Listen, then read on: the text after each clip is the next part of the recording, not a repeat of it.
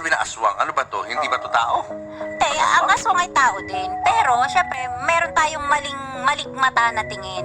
Dark eyed, ibang anyo, tumataas na buhok. Pero sa ngayon, sa mundo noon, kinatatakutan. Pagka naglalakad ka, nagbabago ka ng anyo, gumaganda, pumapangit, tumatanda, bumabata. Sa ngayon, tinanggap ako eh. Tinanggap ako ng classmate ko, tinanggap ako ng college teachers ko, lahat na alam na ganun ako. Dahil ang alam nila, tutulungan ka yun eh. So, ibig mo sabihin, Florence, nagbabago ka rin na anyo? Kaya Oo mo? naman. Ano At mga kaya saka, mong gawin?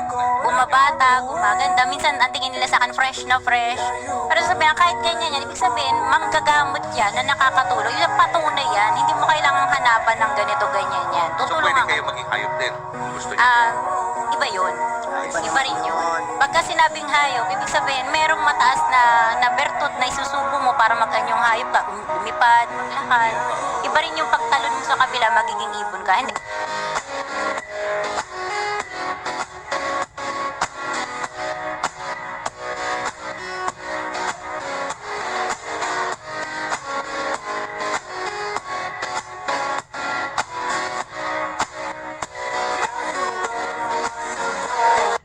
Anong ibig sabihin na aswang? Ano ba to? Hindi ba to tao?